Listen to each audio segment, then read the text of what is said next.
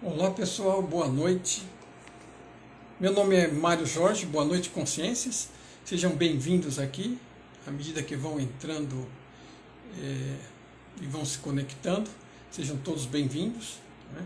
Eu quero deixar o pedido para, na medida do possível, irem deixando seu like, seu gostei ou não gostei, comentários, perguntas, após a gravação. Né? Nós vamos salvar aqui, salvo algum problema, a live de hoje com o professor Di Biase. E então, como durante tudo que a gente comentar aqui e tiver de interação durante a live não fica registrado, eu peço apenas que após a live, se puderem, se gostarem, deixem aí. O professor está entrando aí, já acabou de me mandar o link, já dei ok. Está entrando, olha lá. Beleza. Oi. Boa noite, professor. Boa noite. Como é que vai? Tudo bem? Tudo bem, você? Graças a Deus, tudo bem. Fora o calor, está tudo certo. O senhor está no Rio? Mas eu moro fora do Rio, né? Eu moro na Serra. Isso. Isso, mas imagina que deva ser bem quente aí também, né? Durante o dia, mas essa hora assim já começa a esfriar. Que bom. De noite aqui vai chegar a 18 graus, 16, às vezes tem que dormir de cobertor. Porque eu moro a 14 quilômetros da cidade, num sítio, entre Barra do Piraí e Conservatória. É um distrito de... em Conservatória, o senhor mora? Eu moro que perto. Gostoso. 6 quilômetros. Eu não conheço, mas ouvi falar muito. Tem uns amigos aqui meus que sempre iam passar o carnaval em Conservatória. Eu moro 6 quilômetros antes, num sítio, num lago enorme, assim, de 3 quilômetros de perímetro. Por isso que esfria muito por aqui. E aqui é 800 e poucos metros de altura. É 15 quilômetros da cidade.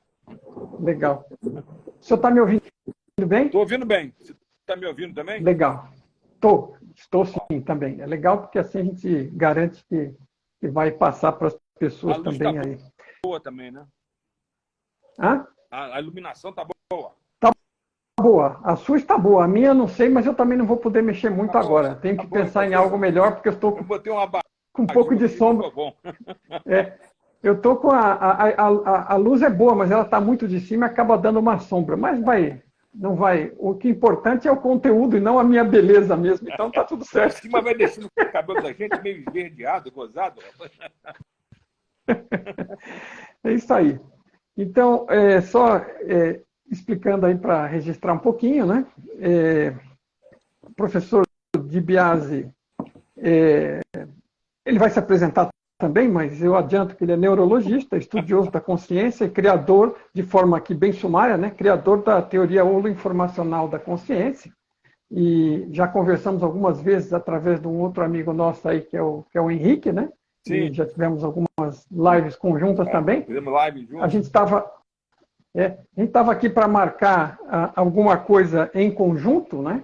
E porque a gente tem esse tema em comum interessante aí, um interesse comum sobre a consciência, né? E a gente acabou divulgando aqui como o enigma da consciência, né? Vivemos em uma simulação digital, era como uma pergunta, né?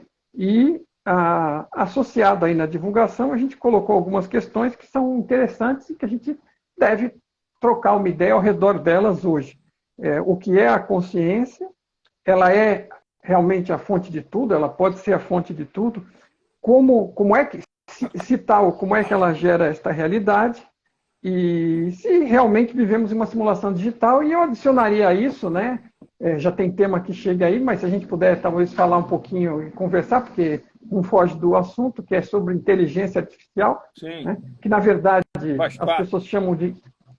e a gente publicou aí conjuntamente um post essa semana e bombou bastante, mais de 700 likes, o pessoal se interessou bastante. Eu mostrávamos aí uma imagem de um filme onde tem uma inteligência artificial na forma de uma moça, com o rosto colado sobre uma tela, né? Vê-se que é um androide, e é um filme sobre um filme justamente questionando essa possibilidade de inteligência artificial. Isso é uma coisa que está super quente, né? Até porque recentemente tem esse chat GBT aí que está trocando ideia e fazendo lição de casa das pessoas, né? chat responde tudo. Né? Esse chat responde tudo que você quer.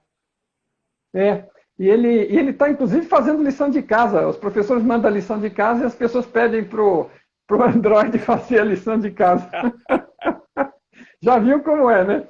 Ninguém quer. O pessoal está querendo encostar o corpo, está na cara que a inteligência artificial vai nos ultrapassar rapidamente, porque a gente vai entregar na mão dela até a inteligência. Pois é. Então... Eu acho que aquela coisa que o Ray Kurzweil falou no livro A Era das Máquinas Espirituais, de que a gente seria alcançado pela inteligência artificial mais ou menos, vamos assim, daqui a uns 20 anos, acho que isso vai acontecer muito antes. Está havendo uma aceleração enorme, tem um boom da inteligência artificial. Eu acho que nos próximos anos, 5, 6 anos, no máximo 10 anos, a gente já está aí com inteligência artificial igual o nosso cérebro aí. Nós vamos ter que nos misturar com eles, não tem jeito não. Vamos ter que virar ciborgue. Se quiser sobreviver, né? Se quiser sobreviver. Senão, eles vão tomar conta. Olha, eu vou dizer para o senhor uma coisa. Vai ser bom a memória extra, né? Poder colocar um microchip aqui para algumas lembranças virem a mais facilmente, né? Às vezes a gente quer citar uma pessoa ou outra e muitas vezes o nome da pessoa some. Exatamente, Outro dia, rapaz, as coisas hoje estão completamente diferentes. Outro dia eu estava dando uma palestra, aí eu resolvi fazer uma citação do William Blake, aquela citação famosa, né? Do universo num grão de areia. Aí comecei a falar aquilo e tal. E aí me esqueci, não consegui lembrar do trechinho todo, né? Daqui a pouco eu vejo se eu lembro, se eu não lembrar, eu vou dar uma olhada no site aí qualquer. Passou nem 5 minutos, um sujeito que estava sentado na primeira fila, doutor, o que o senhor está querendo está aqui, ó. Aí trouxe o celular já com a citação que eu queria. Na hora. Não, já me aconteceu. Eu costumo citar em algumas discussões aqui o Viktor Frankl, Sim. que o senhor conhece, da logoterapia, né? Isso, mas ele é assim, né? Aquele livro dele Em Busca de Sentido lá. Aquilo é ótimo. Aquele livro é famoso. E a questão dele ter passado pelaquela situação miserável em um campo de concentração, ele passou, acho que, por 3 campos de concentração, inclusive por Auschwitz. E sobreviveu, né? É praticamente um milagre. E ele, né, sobreviveu porque ele encontrou o sentido da vida, né? Vamos dizer assim. Foi o que manteve ele vivo, apesar daquela desgraceira toda. E eu toda vez vou citar, porque às vezes as pessoas... cada um tem o seu próprio sofrimento pessoal, né? Claro. Às vezes. Mas às vezes as pessoas ficam pensando que para ser felizes ou para estarem bem, precisam ter as melhores condições externas, senão não conseguem. E eu, quando eu gosto de radicalizar e ir para um exemplo assim, já drástico, porque mostra, se aquela pessoa ali conseguiu sobreviver naquela condição, né, e evoluir, aprender, tirar um aprendizado daquela situação, né, e sobreviver e ajudar os outros. Né? Foram vários anos. Então, se ele pôde fazer isso naquela condição, nada é impeditivo para que você tenha uma qualidade interna de vida positiva. No entanto, o tema que eu queria comentar é o seguinte: hoje eu lembrei, né, aqui, tranquilo, mas na hora, toda vez que eu vou puxar, eu nunca lembro o nome, alguém acaba me passando. Eu cito o exemplo, né, do neuropsiquiatra judeu-alemão que estava no campo de concentração, e alguém sempre me ajuda e manda o nominho aqui nos comentários, porque eu não, toda vez que eu puxo o nome dele, eu falha. Você sabe que esse livro foi um livro extremamente importante na minha vida, rapaz. E tem na última página desse livro, ele tem uma frase que me impacta muito, sabe? Que eu nunca esqueci. Ele fala o seguinte, que devemos estar alertas, sempre alertas, num duplo sentido.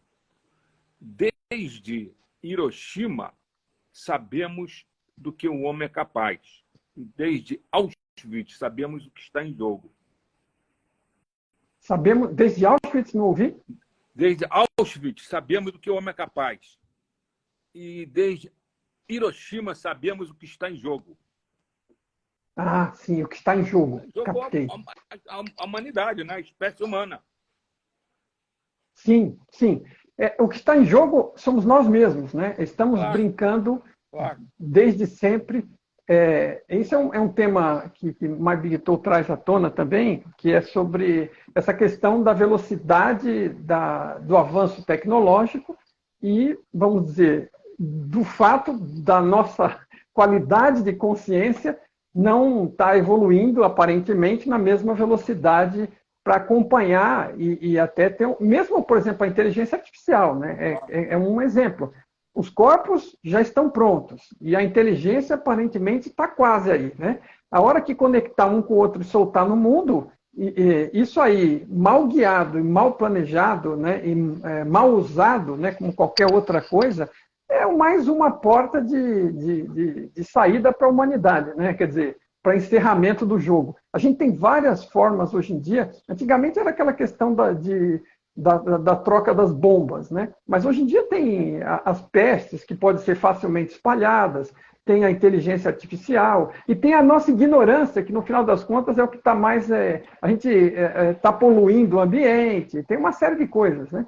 Então a gente pode se liquidar com uma facilidade enorme, com várias modalidades.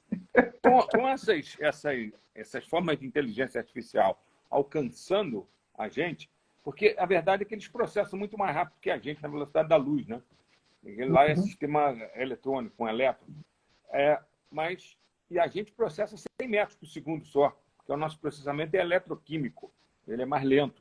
Mas a gente tem uma quantidade de conexões, a gente tem cerca de 100 bilhões de neurônios, com 10 mil conexões cada um. Essa quantidade de conexões ainda não conseguiram imitar, fazer uma engenharia reversa e imitar nos supercomputadores. Mas estão chegando lá. Daqui a pouco nós vamos ter os supercomputadores com a mesma capacidade de processamento de interconexão que a gente tem. Como eles processam muito mais rápido, eles evoluem muito mais rápido que a gente. Se a gente não se adaptar a isso, vamos dizer assim,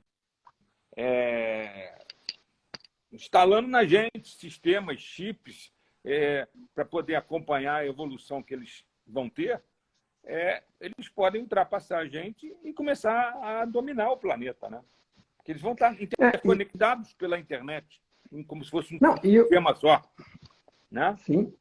Mas, em princípio, alguém vai tentar ter domínio disso para usar isso contra outros, né? Em geral, é assim que a coisa começa. Militar, isso acontece o tempo todo. Então, agora, nesse primeiro passo, falta, no desenvolvimento e no uso, falta o senso comum, a qualidade de consciência, a qualidade de ser, para fazer coisas mais bem feitas, para fazer correto, fazer pelas razões corretas, né? Fazer com consciência.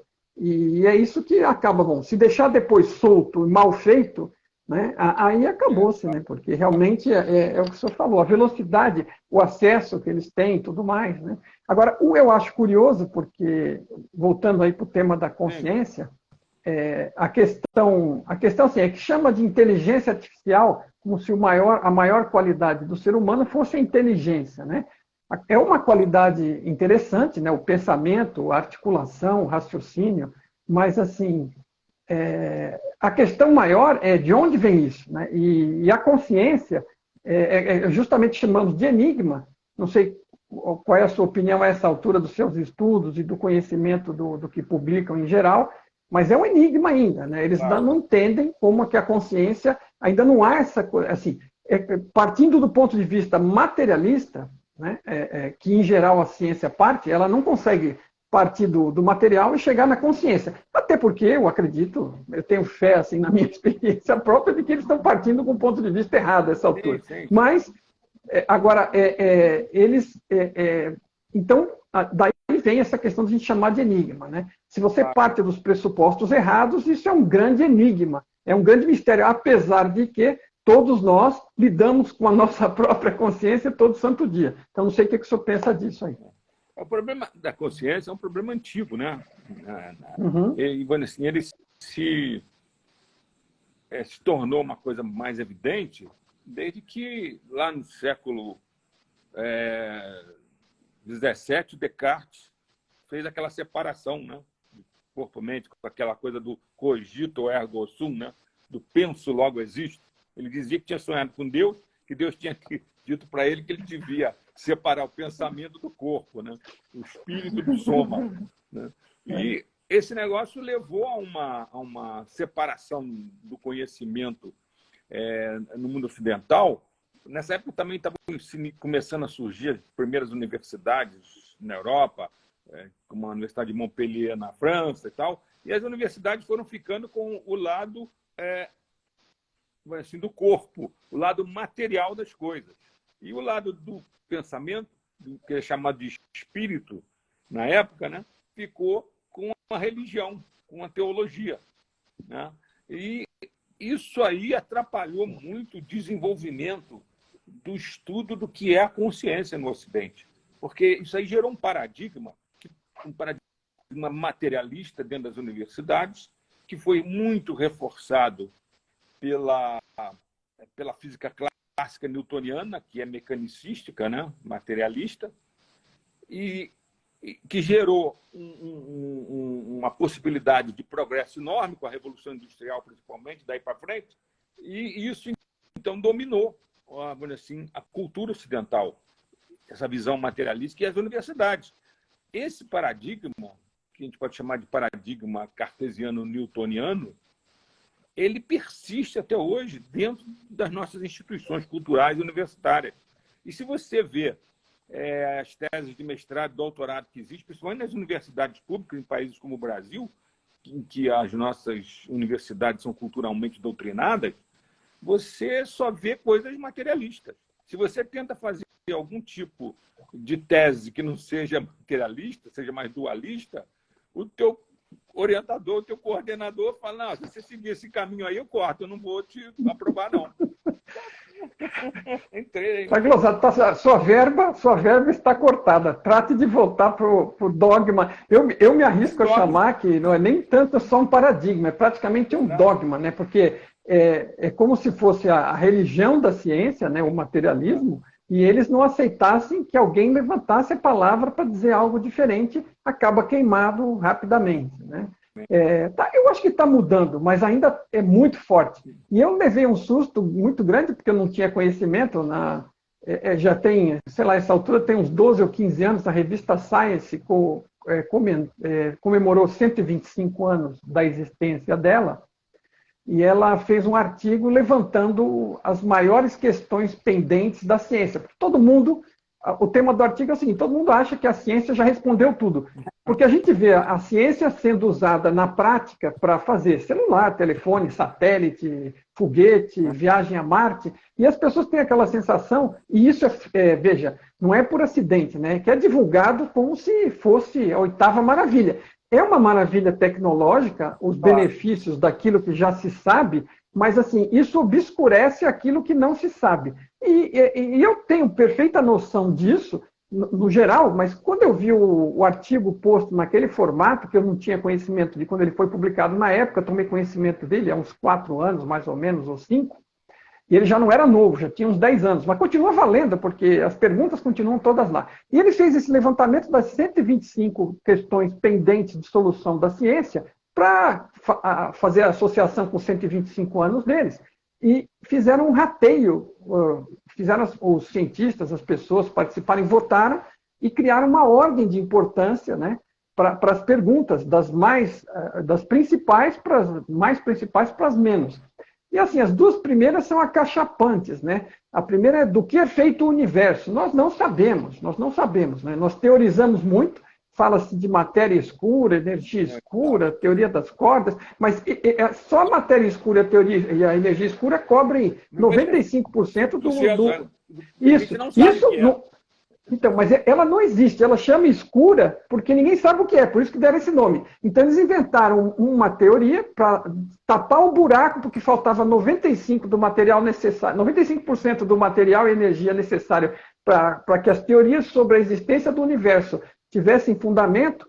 Então eles criaram energia escura e matéria escura, e aí completaram o tanque. E aí não sabe, a verdade é que assim, a gente não encontrou o tijolinho, né? Procuravam o tijolinho material fundamental nas partículas. De todo jeito, não encontrou achar partículas de matéria escura e não consegue. Isso.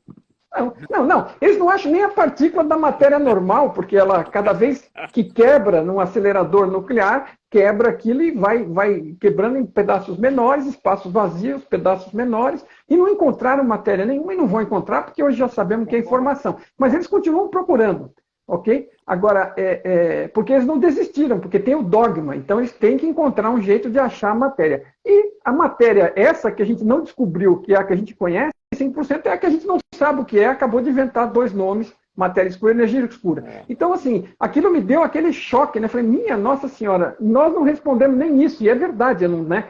Você colocado dessa... universo que a gente só conhece 5%, como é que pode? Isso, e os 5% a gente não encontrou ainda, mas tudo bem. Aí a segunda pergunta é assim, ele parte do erro da primeira e prepara a segunda pergunta baseado no erro da primeira. Veja, para uma revista científica que foi... cientistas provavelmente ajudaram a fazer a matéria, mas os caras fazerem a coisa de uma forma assim é tosco, né? Chega a ser tosco. A segunda pergunta é exatamente assim, qual a origem biológica da consciência? Ponto. Essa é a segunda pergunta principal que a ciência não respondeu, que tem a ver com o nosso tema aqui hoje também. Agora, se eu já assumo com o pressuposto que a consciência ela é biológica e ela é material. Então, qual a origem material da consciência? E eu vou continuar procurando. A galinha, eu sou o pinto dentro do ovo, o ovo está fechado, eu nunca vi a galinha e estou tentando inventar a galinha na minha cabeça. Ó, a minha visão da coisa é uma visão, o que eu separo, três designações que geralmente as pessoas confundem. Eu separo o que é o cérebro material, o que é a mente, o que é a consciência. Uhum. O cérebro material é a parte anatômica, fisiológica, vamos dizer assim, do que a gente conhece, né? E a gente já tem algum conhecimento importante sobre isso. Claro. Que a gente atua sobre as doenças cerebrais de uma forma, vamos dizer assim, boa. Não é ótima, mas é boa. E claro. A gente consegue detectar o funcionamento cerebral nas nossas modernas máquinas de neuroimagem, né? Ressonância funcional, tomografia com emissão de pósitron, tomografia com emissão de fóton único, mapeamento cerebral computadorizado. A gente tem uma visão boa de como funciona esse sistema todo. Esse funcionamento todo é o que a gente denomina de mente. É o conjunto de funcionamento de todos os subsistemas, vamos dizer assim, que formam o teu cérebro, que dão o funcionamento da tua mente. Agora, a consciência não é essa mente. Essa que é a verdade, entendeu?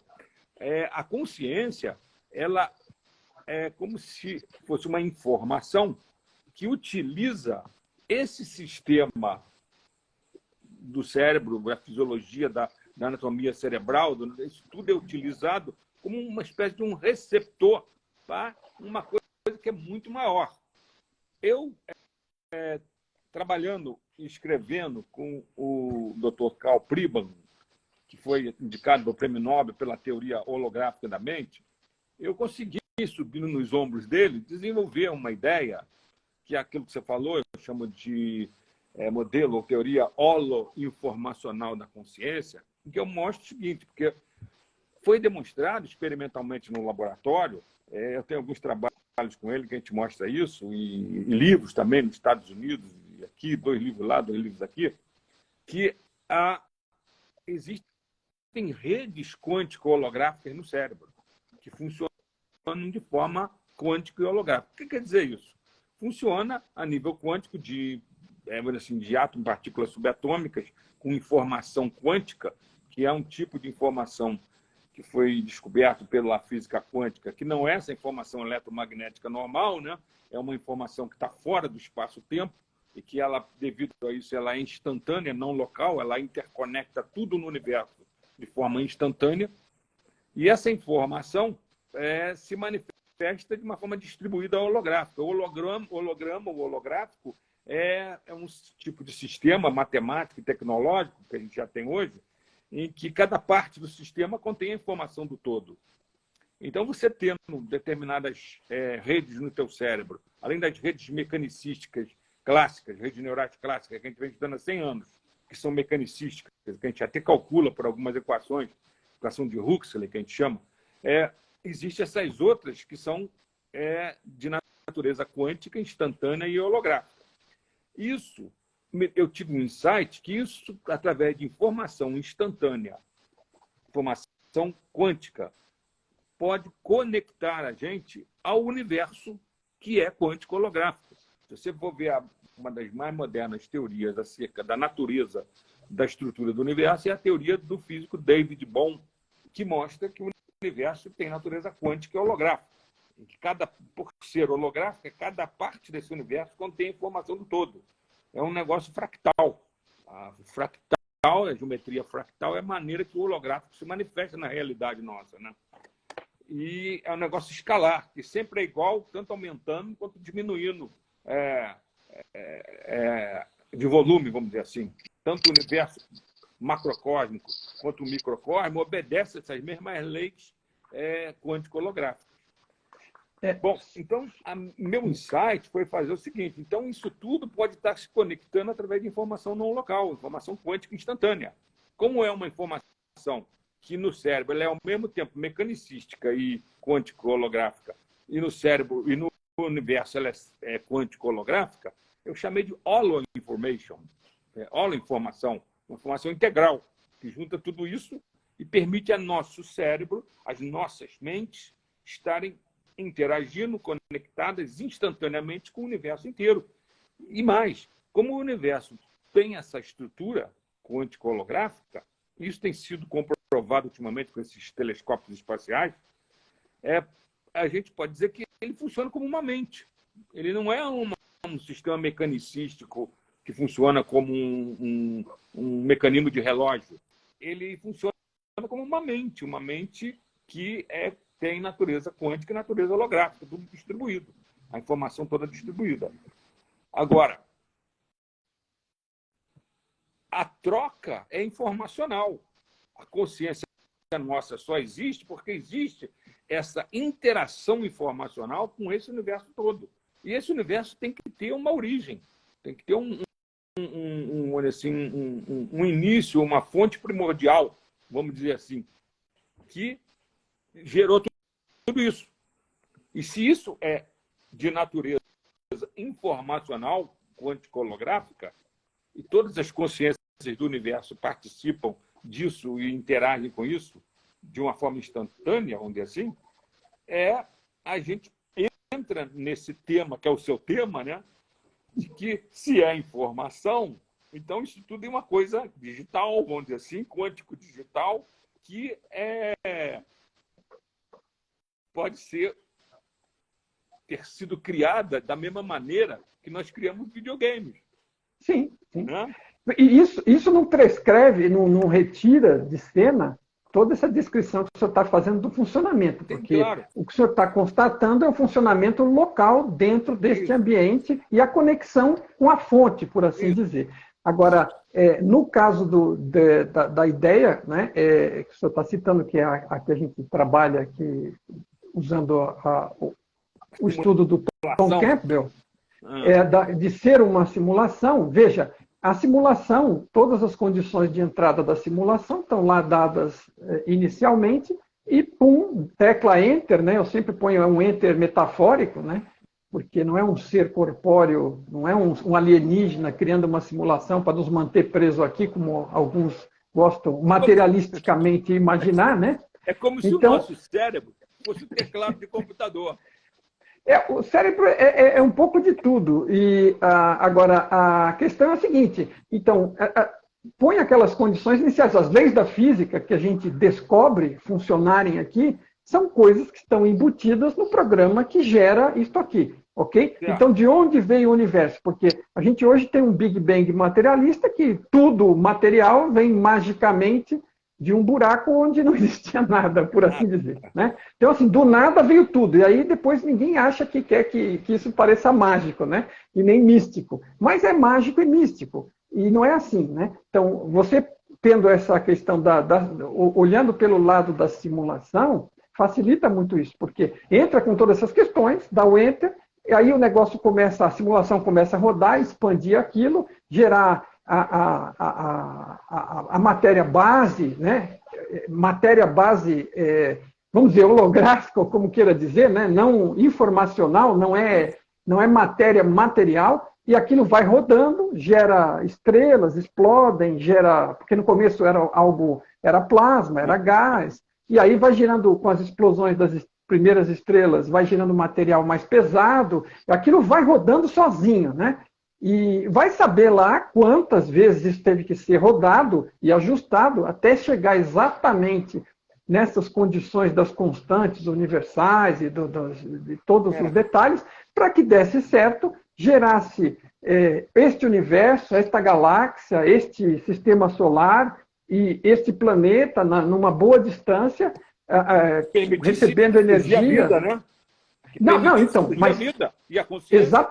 Exatamente. Tudo isso digitalmente até chegar no momento desse planeta com as condições perfeitas, gerar a vida também informacional, né, com personagens, por assim dizer, mas com cérebros que acabam desenvolvendo, evoluindo regras que o senhor constata quando faz seus estudos, mas tudo isso evoluiu informaticamente, né? Então, tudo... E assim, isso torna tudo muito fácil, porque é informação na consciência ou na mente, né, da fonte, alguns chamam mente de Deus, como queira, mas uma mente, a gente sabe que ela tem funções muito similares com o computador, pela experiência da nossa própria, né?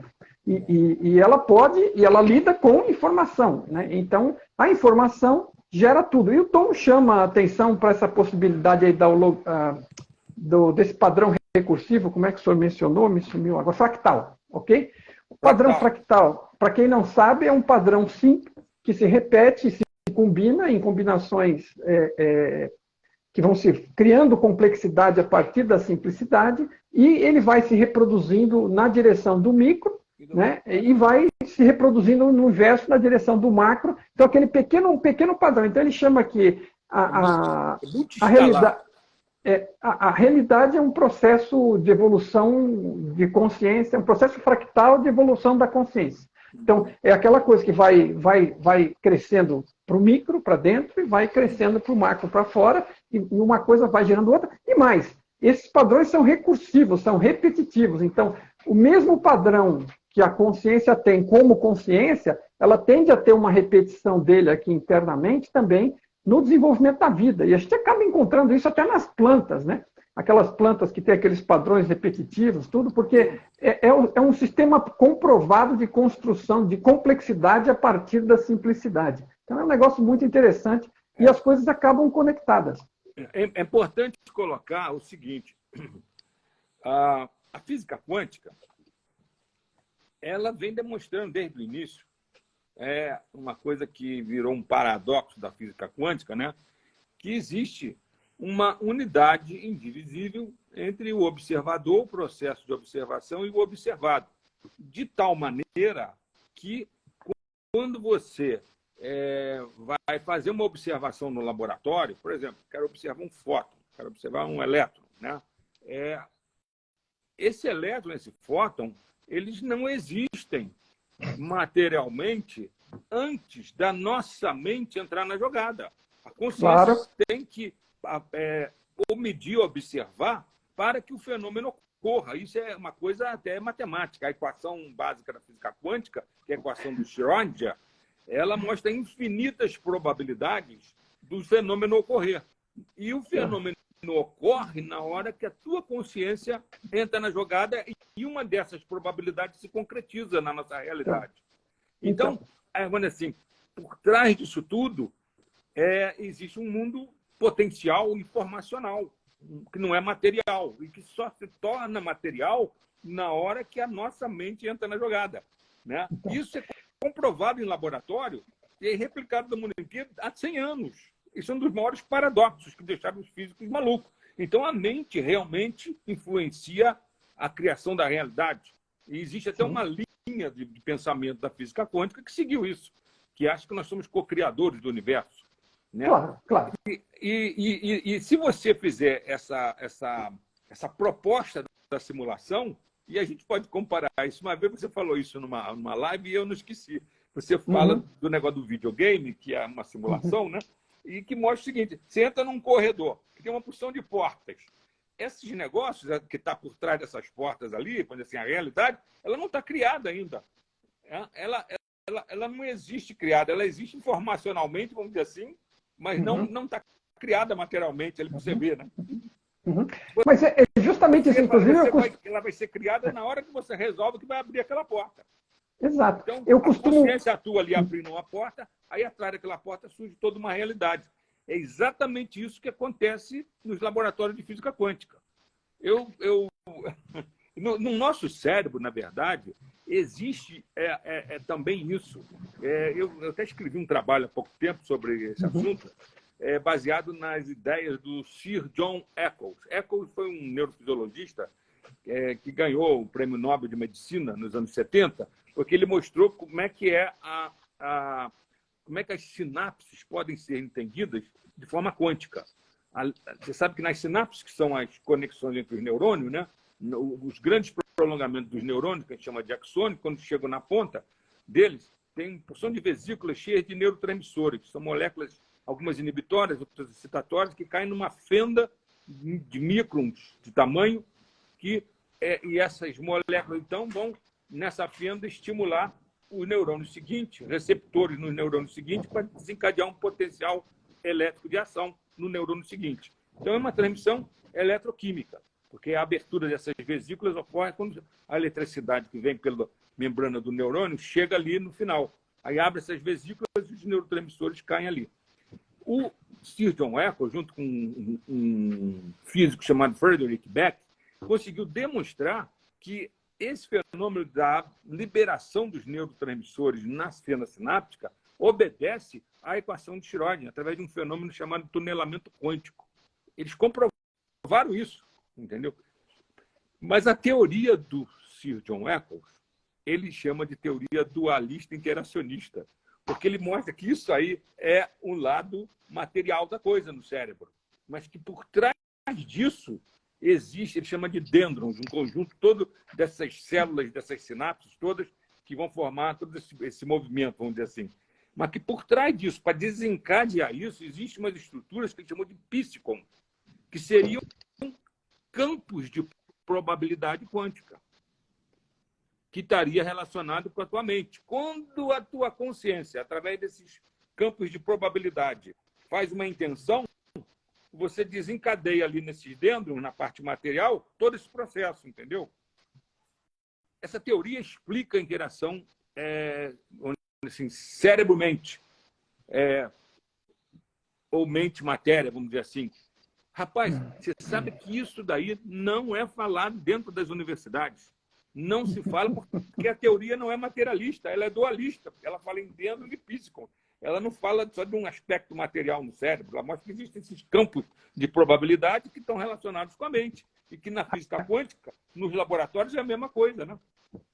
Agora, eu fico surpreso com essa questão, né? A ciência, né? O establishment, como eles costumam dizer, elas se vendem como sendo abertos, né? Que, aliás, era um princípio da ciência, né? Você devia ter a mente aberta e cética, e não rejeitar coisas porque não estão de acordo com o que você gostaria que fosse. Claro. Né? Mas, infelizmente, né, o negócio é pior do que isso. Né? Existe um policiamento, né, de pensamento que exclui aquelas coisas que são dogmas. Né? O que está fora do dogma vai sendo excluído. E, assim, hoje em dia é um fenômeno, aliás, terrível, mundial. Né? Ele está rolando aí na imprensa, na mídia. Né? Hoje em dia é uma ideia, assim, o pensamento que não se adequa ao que alguém achou que é o bom pensamento, ele é eliminado. Infelizmente, roda em todo lado. E a ciência, infelizmente, ela não é exceção, né? Na verdade, talvez seja mais uma confirmação da regra. Mas existem, né? Sempre no fringe aí, nas fronteiras, sempre existem pessoas que estão mostrando que tem que sair desse paradigma. Exatamente. Até esfregar no nariz de alguém, por exemplo, a teoria da relatividade do Einstein lá, ela era também... os caras ficaram rindo dele pelas costas, né? Ele tem várias frases falando sobre isso, né? Sobre a forma como a coisa era tratada até ter sido comprovada, até o dia que fizeram aquele experimento lá do que aproveitaram o eclipse solar para mostrar... Brasil, na cidade de Sobral, no Ceará. Acho que tinha um grupo aqui e um grupo na África, exatamente. E era um outro cientista inglês que estava em campo aí também. Arthur Eddington. Isso, exatamente. Esse cara aí que conseguiu mostrar que o Sol, a massa do Sol, conseguia desviar a luz, né, que vinha das estrelas. Exatamente o previsto pelo Einstein. Exatamente. Então, assim, isso é um grau previsto nas equações dele, cara. É um negócio maluco. Como é que a nossa mente consegue prever essas coisas que estão fora da mente no universo? O Einstein, definitivamente, ele acessou, né, alguma coisa que ajudou a iluminá-lo, porque realmente são ideias fora da caixa. Sim. E ele conseguiu, através disso, assim, teoria científica é assim, você parte de algum pressuposto, gera um modelo, e o modelo faz previsões, e a confirmação das previsões vem a favor ou contra o modelo. Ele era um físico teórico, mas ele dava a ideia das experiências. Essa ideia de ver o eclipse e ver a luz que vinha por trás do Sol, e ver o desvio dela, depois fotografar fora do eclipse e comparar, foi ideia dele. Então, as pessoas às vezes têm uma ideia errada de que as teorias, né, da ciência elas são provadas. Né? Uma coisa é uma prova matemática de alguma coisa. Outra é esse tipo de teoria. Gera-se um modelo a partir de pressuposto, e ele gera previsões, no caso essa previsão de que o Sol, a massa do Sol desviaria a luz em determinada quantidade, né, em tantos graus, ou sei lá como, e aí vai para campo, faz um experimento, o experimento colhe evidências que corroboram a teoria, não é que eles comprovam, até prova em contrário, ela está valendo porque tem evidências que o modelo é bom para aquilo. O modelo é bom para aquilo, porém, quando chega no campo do micro, o modelo sai fora. Então, ele serve para determinadas coisas. Mas é legal. Tem uma certa ideia errônea de que a ciência está sempre desprovando coisas que já estão provadas. Não é bem assim. Isso aí é um exemplo. Por exemplo, a teoria do Einstein da relatividade, ela veio demonstrar que a teoria que a gente usava antes, do século XVIII, XIX, do Sir Isaac Newton, mecanicística, ela é um caso particular dessa ideia da relatividade que é muito mais ampla. Então, é assim que a ciência evolui. Você descobre um paradigma, uma visão de mundo que às vezes é mais ampla, inclui aquela antiga como um caso particular. Né? Aquela coisa que você estudou lá no científico, né? No secundário, da atração gravitacional do Newton, né? Que matéria atrai matéria na razão direta das massas e na razão inversa do quadrado da distância. Aquilo é uma aproximação muito boa, tanto que se usa hoje até para mandar nave para Saturno, para Plutão, para Marte, se usa esses cálculos. Mas a verdade por trás é a teoria do Einstein de que a gravitação universal depende de uns desvios que ocorrem no espaço-tempo, né? É como se botasse numa cama elástica uma bola de boliche muito pesada, a cama elástica vai afundar. Aí, se soltasse umas bolinhas de gude ali, elas vão rodar em volta, porque existe aquele desvio ali na estrutura do espaço-tempo. Então, a verdade é que as grandes massas, como as estrelas, como o Sol, provocam essa curvatura no espaço-tempo, e isso que é a gravitação universal. Isso é um modelo. Então, veja, o modelo de Newton, como o senhor explicou, ele era menos amplo, ele funciona para as velocidades e distâncias normais e massas normais que a gente tem aqui na superfície da Terra, ele funciona perfeitamente, até para calcular a órbita de planetas e tudo mais. Agora, quando o senhor parte para uma velocidade próxima da luz, né, ou nem precisa ser tão próxima, mas que seja alta a velocidade, já o modelo de Newton não funciona. Começa pela velocidade da luz, né? Que se vier dois carros, um a 50 por hora, ao contrário do outro, eles vão se chocar relativamente um a 100 km por hora em relação ao outro. Cada um está a 50, numa direção oposta, mas a velocidade relativa é 100. No caso da velocidade da luz, 300 mil km por segundo, vindo de um lado, 300 mil quilômetros por segundo vindo do outro, e quando eles se cruzam, um enxerga o outro a 300 mil quilômetros por segundo. Aliás, isso me vem à memória, eu estava lendo um artigo agora de tarde, que essa é uma das evidências maiores que existem. Existem várias evidências, né, que corroboram com a ideia da física digital, né, que é a proposta da simulação, a proposta da realidade virtual. E essa daí é a que esfrega no nariz de todo mundo, e as pessoas, como estão com o paradigma materialista, não enxergam. Mas está ficando tão evidente que eles estão deixando de poder negar isso. E é justamente isso, porque isso é exatamente o que se espera que ocorra dentro de uma realidade simulada, né? Seja a que nós fizemos, claro, ou a que nós supostamente estamos. A velocidade máxima dentro de uma realidade virtual é a velocidade de processamento, né? Se não for a velocidade da tela também, porque a tela tem uma taxa de atualização, claro, mas o principal é o processador que está fazendo os cálculos, né? Uhum.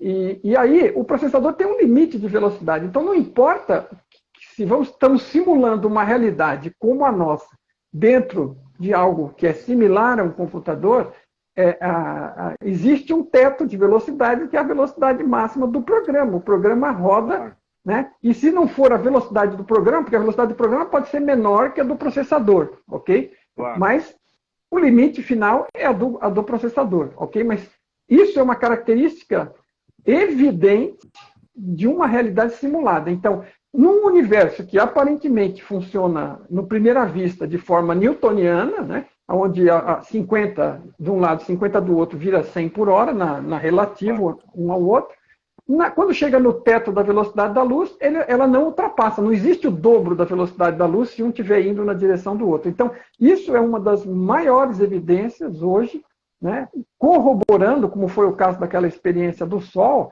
na direção do raciocínio sobre a realidade ser simulada. Sem falar na evidência que a física quântica encontrou de que as partículas são pura informação de possibilidades e probabilidades, né? E que pode ser tudo instantâneo também, né? Pela informação quântica.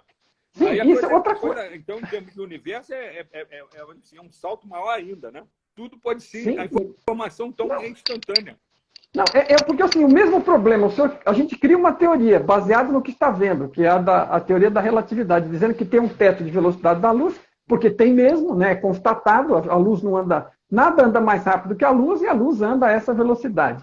Agora, aí a gente descobre um entrelaçamento quântico, que é um efeito mágico, onde duas partículas, não importando a distância que elas estejam uma da outra, se comportam automaticamente de maneira oposta, e toda vez que a gente mexe com uma numa direção, a outra vira na outra direção, por assim dizer, de forma grosseira, né? Instantaneamente, independente da distância. Então, se eu tenho um limite da velocidade da luz, como é que a comunicação suposta entre essas partículas, que estejam de lados opostos do universo, vai funcionar instantaneamente, se tem o limite da velocidade da luz? Então, isso não quer dizer, como o senhor falou antes, que a teoria do Einstein não vale. Ela vale para aquele espaço-tempo, para aquela abrangência dela, exatamente. A teoria do campo quântico do Umezawa, Hiromi Umezawa, foi um cara que estabeleceu a teoria do campo quântico, que é a teoria mais fundamental hoje da física. Ele mostrou que essa informação quântica ela existe fora do espaço-tempo. Sim. Dentro do espaço-tempo é a velocidade da luz. Agora, fora do espaço-tempo é essa instantaneidade quântica, vamos dizer assim. Então, agora, porque se nós temos lá o grande processador fundamental, a consciência fundamental, com todas as informações... Que está por trás de tudo, né? Que está por trás de tudo, e tudo... bom, fora nós que somos consciência, no fundo também estamos conscientes, somos parte da fonte, nos relacionamos e trocamos informação uns com os outros, e estamos lá nadando no grande oceano da fonte, né? Estamos conectados, porque nós não temos como sair da fonte. A única coisa que existe é a fonte. E ela lida com informação e com outras subdivisões, né? Sem separação, mas subdivisões, vamos dizer, por restrições, para a gente possa nos perceber como indivíduo, né? Mas estamos todos lá mergulhados. E aquilo, a velocidade lá do processamento lá é instantâneo, até onde se possa dizer, relativo às nossas velocidades aqui, né? Então, tudo que a gente está em conexão, por que a gente está em conexão todos uns com os outros? Porque estamos todos conectados na internet da fonte, por assim dizer, né? Que é instantânea. E estamos conectados através do avatar, participando desta realidade e limitado nesta nossa aparente realidade às percepções do avatar, que são limitadas também por programação. Você sabe que existe uma consequência filosófica, teológica até de tudo isso, que é o seguinte: a espiritualidade a gente pode definir como aquilo que nos religa à nossa fonte. Até a palavra religião vem de religare, do latim religare. Claro. Né? E se você tem essa visão de que existe um tipo de informação que conecta a gente com essa fonte primordial, essa fonte absoluta, essa consciência cósmica que seja, a gente está explicando cientificamente o que é a espiritualidade.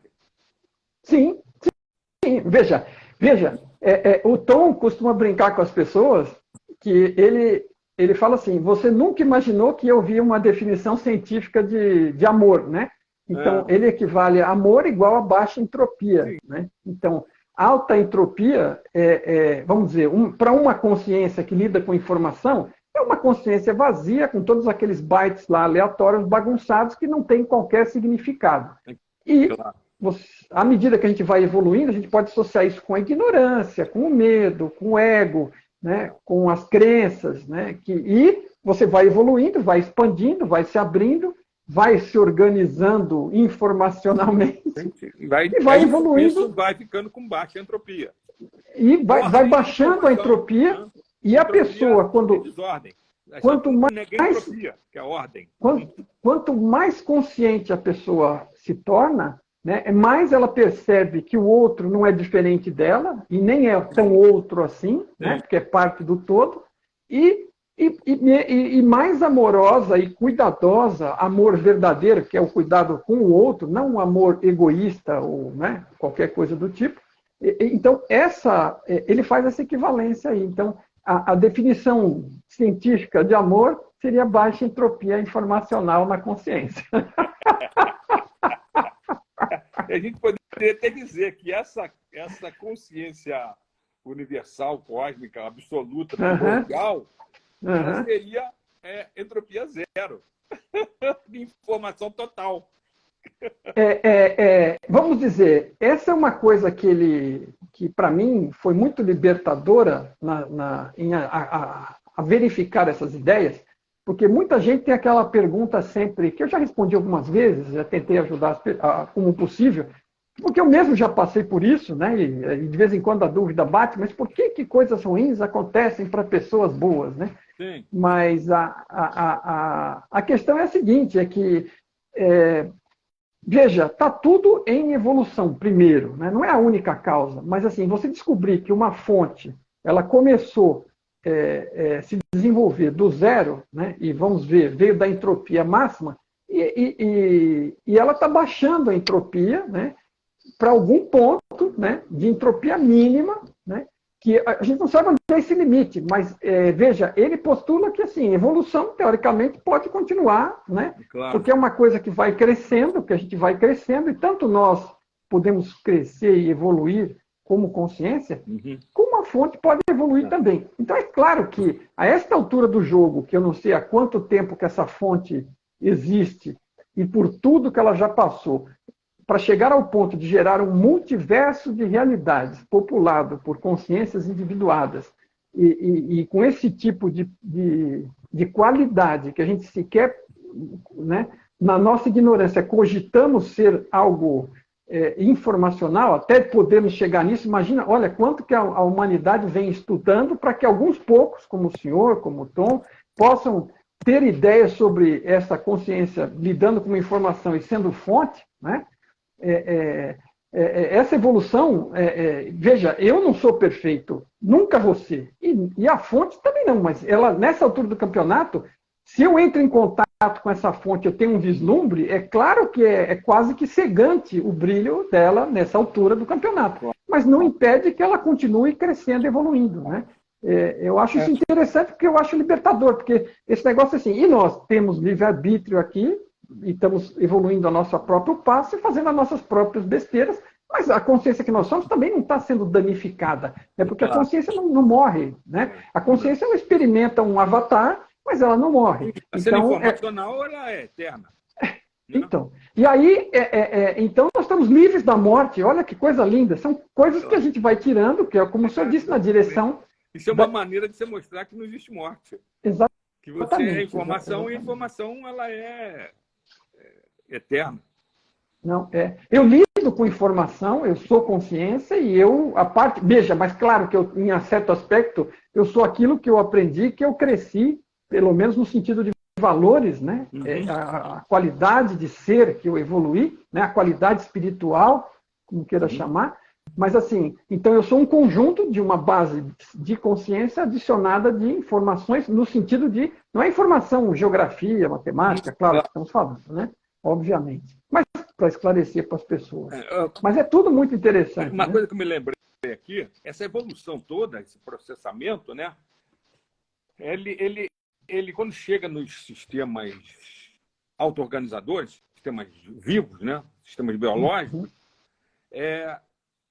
a organização que ocorre é uma organização que faz com que a gente haja com a possibilidade de assim, gastar a quantidade mínima de informação capaz de gerar o máximo de entropia. Máximo de resultado e, eventualmente, mínimo de entropia. Para você ter um mínimo de entropia, perdão. Isso. Um mínimo de entropia, entendeu? Aí você consegue ficar assim, no limite, chama limite do caos. Você consegue funcionar nesse limite do caos, biologicamente, de maneira que a entropia pode ser assim, segurada. Para você não, porque essa segunda lei da termodinâmica, da entropia, é a flecha que mostra que o nosso universo todo tende para desordem, né? Todas as reações químicas, biológicas, eletromagnéticas, tudo vai se processando e a coisa vai evoluindo em direção a uma desordem cada vez maior. Já os sistemas vivos, biológicos, é o contrário. São sistemas que se organizam e cada vez ficam mais informacionalmente estruturados. Exato, perfeito. O senhor chamou atenção para um ponto importantíssimo, que é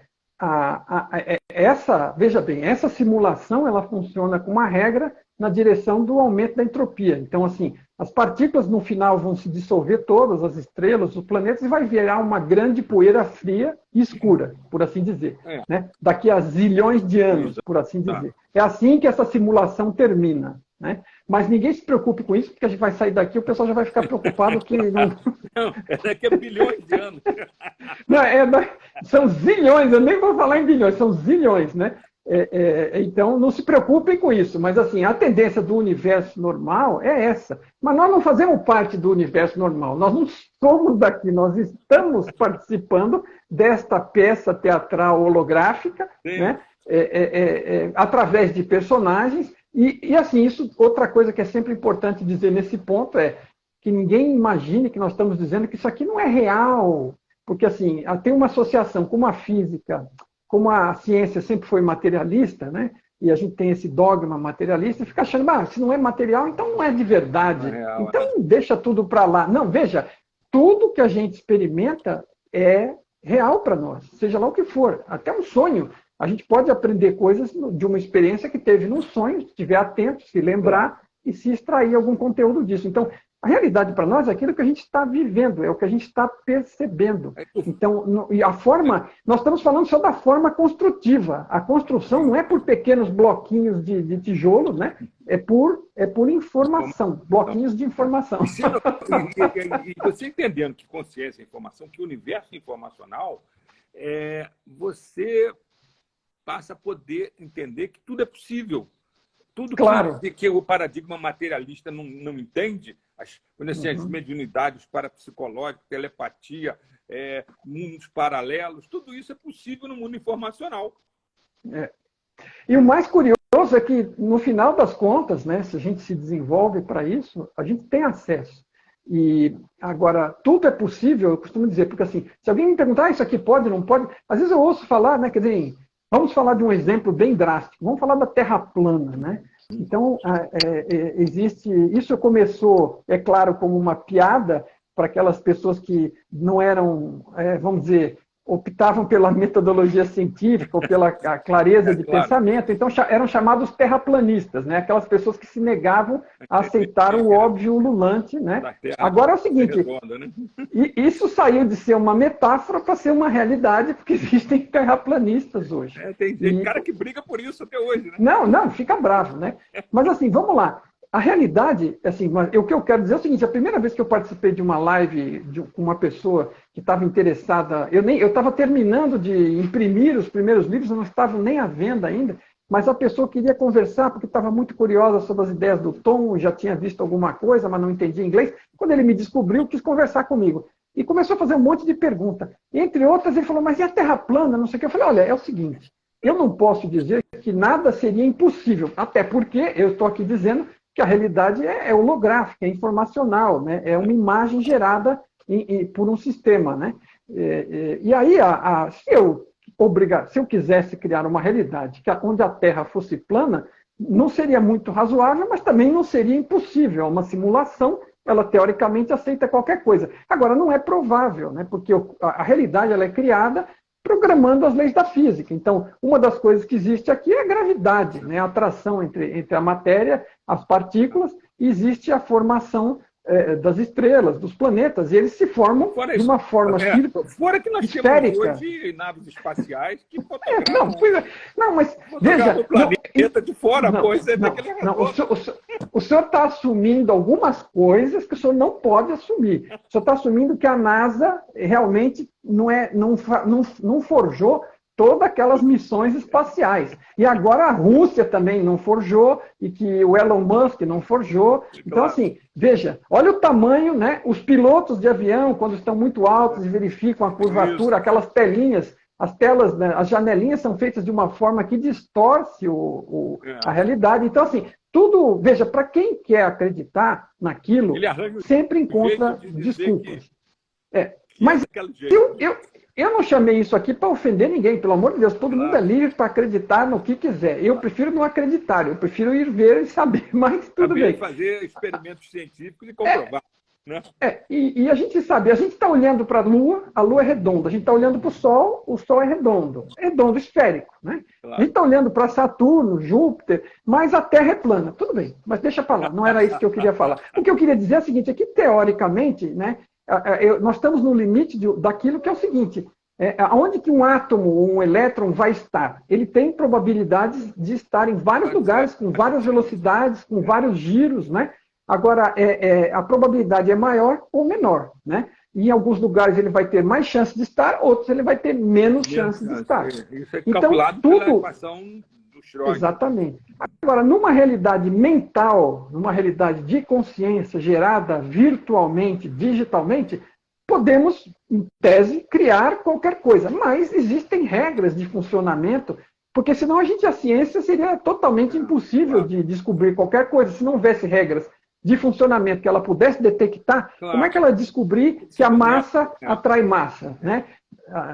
Então é isso. Agora, efetivamente, tudo é possível. Então, assim, quando alguém fala, olha, veja, se não fosse assim, não existia tunelamento quântico. Tunelamento quântico é uma propriedade fundamental que faz o Sol funcionar e qualquer outra estrela. Eles já determinaram que se não fosse o tunelamento quântico, o Sol não funcionaria como funciona. Ok? Então, é mais do que comprovado maciçamente. Porém, é uma coisa, eventualmente, né, para um experimento em laboratório, é uma coisa rara de acontecer. Então, para milhões de partículas dentro de uma garrafa magnética, a cada não sei quantas horas, uma partícula vai eventualmente aparecer do lado de fora do reservatório. Eu conheci o cara que bolou esse negócio do tunelamento quântico em física quântica, é um físico de Oxford chamado Brian Josephson. Eu conheci esse sujeito num congresso, eu fui chamado para falar num simpósio internacional lá em Liège, na Bélgica, uns anos atrás, chamado CACI, Computed Anticipatory Systems. CACI. E esse sujeito era o coqueluche do congresso. Ele estava lá presente. Rapaz, ele era aquele cara, um cara gozadíssimo. Você lembra aquele filme daquele sujeito que era uma mente notável, que que ganhou o prêmio Nobel e que era meio malucão. Sei. Você lembra daquele sujeito que tem a teoria dos jogos? Eu não vou... andava todo assim, ele andava assim mesmo. E é um troço ele via pessoas que não existiam e falava com pessoas que não existiam, se eu não me engano. Esse Brian Joseph, ele ganhou o prêmio Nobel por causa desse negócio do tunelamento quântico. Ele explicou esse troço. Quer dizer, o tunelamento quântico você explica como uma partícula chega no anteparo, desaparece e aparece do outro lado, sem passar pelo anteparo. É um negócio muito louco. A partícula não existe, a partícula não existe, o anteparo não existe, e a partícula estatisticamente resolveu aparecer do outro lado. Agora, isso tudo obedece uma regra que ele detectou qual é, e o cara é brilhante. Ele detectou a matemática disso. Com essa regra dele, hoje se criou microscópios de tunelamento quântico que você vê átomos com ele. Mas você sabe que eu fico muito feliz com algumas coisas, né? Porque um dos problemas que a gente tem para a questão da possibilidade das viagens espaciais, que sempre foi um fascínio meu pessoal desde criança, aliás, eu acho que em algum momento eu imaginava ser astronauta lá atrás. Era astronauta ou maquinista, eu gostava de... Isso numa época da vida. Mas fascinante o universo que você quer viajar, né? Você sabe que eu peguei... estrela na televisão, você fica maluco. Eu tinha duas opções, viu? Eu costumava, quando era criança, viajar na ferrovia Santos EFS. Ferrovias...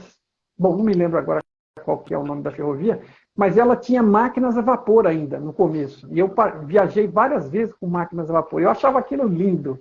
E eu falava assim, naquela época eu queria ser maquinista.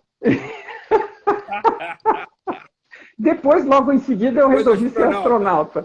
Isso, depois eu descobri, indo nesses brinquedos de montanha-russa, eu descobri que eu enjoo feito louco, que eu jamais teria sido nem piloto de caça e muito menos astronauta, porque eu enjoo adoidado. Mas perdi até o fio da meada de onde eu queria chegar. Eu estava falando da ficção, era alguma coisa a ver com a ficção e com a... Estamos falando de espaço, de viagem espacial, né? Então, um dos problemas que a gente tem, até aqui numa viagem para Marte, é a comunicação, né? Porque ela fica tosca, porque começa a ter um delay de meia hora, a gente faz uma pergunta e só recebe a resposta. Então, até a luz, né? Exatamente, a velocidade da luz é o limite máximo. Então, quando eu mando... Para controlar o robô em Marte, ele tem que ter um grau de liberdade mínimo, porque eu até vi o risco que ele está correndo. Por exemplo, se ele encontra um despenhadeiro na frente, até eu ver que tem um despenhadeiro e responder, ele já caiu faz tempo, né? Lá dentro. Então, esse controle remoto do robô é um tema delicado, por conta da demora do comando remoto disso, porque é uma hora, meia hora para ir, meia hora para voltar, já era. Né? Imagina pilotar um carro com instruções que demorasse meia hora para o volante virar, né? Ou uma hora para o volante virar. Então, mas esse tema uma das primeiras coisas que me veio à mente, eu falei assim, esse tema da entrelaçamento quântico vai acabar resolvendo esse problema, né, da comunicação. Exatamente. Porque se eu consigo montar um equipamento em algum momento que a tecnologia o permita, onde eu possa manipular uma partícula aqui, outra partícula lá, você faz instantaneamente. Eu posso usá-la basicamente como um antigo telégrafo, né? Um sinal vai e vem, e acelerado, ele pode gerar uma conversação em tempo real com uma pessoa em Marte ou com uma pessoa do outro lado da galáxia, né? Então é um negócio muito bacana. Aliás, se você pensar, esse universo é muito grande para a velocidade da luz ser velocidade máxima. Porque, você vê, só a nossa galáxia, a Via Láctea, tem 100 mil anos-luz de tamanho, de distância de um lado ou de diâmetro. Então, a luz viajando a 300 mil quilômetros por segundo leva 100 mil anos para ir de um lado ao outro da nossa galáxia. E a gente vive num universo que tem bilhões de galáxias, com trilhões de estrelas cada uma, Então, é um negócio louco. E numa realidade maior que deve ter trilhões de universos. Por aí, exatamente. No multiverso, como se parece hoje que é assim, né? Você tem bilhões de universos, É um negócio infinito. Agora, outra coisa que, veja, a simulação é aquela história que o senhor comentou no começo também, né? Quando a gente entra numa sala de um corredor, aquela questão que o senhor pôs, A partícula, ela não é renderizada, eu costumo usar essa palavra porque ela vai mais diretamente ao cerne. O pessoal usa o colapso de onda, mas o colapso de onda é uma metáfora supondo que a partícula é uma nuvem de probabilidades e possibilidades, e quando eu faço a observação, então ele chama de colapso de onda, porque aquilo que deixou de ser aquela onda de fumaça virou algo sólido. Exato. Então, mas é um nome impreciso, né? É bom, é interessante. Eu acho que ele não tinha um nome para dar, alguém claro. colapsou. Então, e a gente tudo sabe que aqui é assim, né? Já deu um nome, você se sente tranquilo, porque agora já tem um nome. Não posso não entender do que é, mas já tem um nome, chama José, então está resolvido. Mas aí no videogame isso é uma renderização, né? Isso, é uma renderização. Então, o que acontece na realidade é o seguinte, aquilo é uma nuvem de probabilidades, porque é uma retirada como se faz uma retirada a possibilidade, a probabilidade desta possibilidade é uma retirada estatística de uma curva, né, de probabilidades ali. Agora, na verdade, quando realmente aquilo se consolida, porque nós estamos interagindo com aquilo, estamos tomando consciência, aquilo passa a ser renderizado, né, que é o que eles chamam de colapso de onda, mas assim, eu só vou entrar a determinada sala, se eu estou percorrendo um corredor, como aquele exemplo original, de um videogame ou de uma simulação, enquanto eu não abrir a porta, ninguém abriu a porta, aquilo é apenas informação no mainframe lá. Né? Tem zeros e uns codificados que descrevem a sala, mas a sala não está renderizada. Ela não existe ainda. Não está então, nós somos substituir pela palavra materializar. Isso. Aparentemente material, é que renderizada é a palavra usada na informática para gerar imagem. Né? Então, é como se nós tivéssemos toda... um exemplo interessante é o exemplo de é como se a gente estivesse trocando informação com a fonte, a informação é customizada para o nosso ponto de vista, né? A fonte organiza o ambiente da simulação e nós interagindo somos co-criadores, porque estamos fazendo escolhas, usando nossa intenção aqui, colapsando, né? E fazendo coisas serem renderizadas, fazendo escolhas. É uma probabilidade que se concretiza. Exatamente. Aquilo está na nuvem de possibilidades, a gente faz a escolha, concretiza e renderiza. Então, conforme a gente vai fazendo as escolhas, a gente está interagindo com a fonte instantaneamente, estamos mergulhados na fonte, né, sem perceber a nossa parte consciência, e a gente está manifestando a nossa intenção. Não, eu vou para a direita. Aí a fonte mostra para mim o caminho da direita, e eu vejo, eu abro a porta, vou abrir essa porta. Abrir a porta, tudo vai sendo renderizado na nossa própria consciência, que também vamos dizer, é como se fosse um aparelho de TV digital, né, onde a gente está olhando a própria tela e a informação está sendo renderizada na própria tela particular. E é claro que ela é consistente com a dos outros num ambiente comum. Num ambiente de sonho, a tela é só minha, sou eu mesmo que estou trabalhando sozinho lá. Mas num ambiente desperto, onde eu estou num ambiente comum, através de um avatar, essa sincronização entre o que um está vendo e o que o outro está vendo, com a diferença de ângulo e de percepção. Por exemplo, eu estou usando um óculos, ou o outro não está, eu não enxergo, por exemplo, eu não enxergo uma cor, ou eu sou, como que chama? Daltônico. Daltônico, o outro não é. Então, cada um tem o seu dano cerebral aí, ou de funcionamento do seu hardware, mas a fonte está trabalhando com esse conjunto de informações, interagindo com você, parte do programa descreve os seus detalhes, né? E você recebe a informação e vai interagindo com isso. Você imagina que no universo do tamanho que é esse, e que deve existir trilhões de planetas com vida, talvez vida consciente, essa fonte tem que ser para poder isso tudo ser manipulado e renderizado. Claro. Ao mesmo tempo, tem que ser uma consciência, assim, uma capacidade de inteligência infinita. Tem que ser praticamente um Deus, como alguns chamam. Deus. Exatamente. Então, não, é que assim, o único motivo da gente não usar essa palavra é porque não é necessário usar, e até porque é uma palavra queimada pelo mau uso, né? Distorções, por expectativas, a gente tem aquela mania de querer transformar, como é que chama? Quando você põe um formato de um velhinho de barba branca, né? Humanizar isso de alguma forma.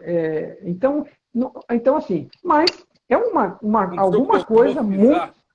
É antropomorfizar, tirou daqui a palavra, exatamente essa que eu estava buscando. Quando eu quero falar, ela não vem, né? Que nem o... É que nem o neuro... Como é que chama? O Frankl, Viktor Frankl. Nunca vem quando eu quero. E hoje o que não vinha foi essa daí. Então, é uma coisa muito bacana tudo isso. Agora, é muito interessante. Agora, tudo isso tem... Né, o que no final do frigir dos ovos, né, essa consciência, né, essa consciência é uma consciência em expansão, nós somos consciência em expansão, a fonte está em expansão.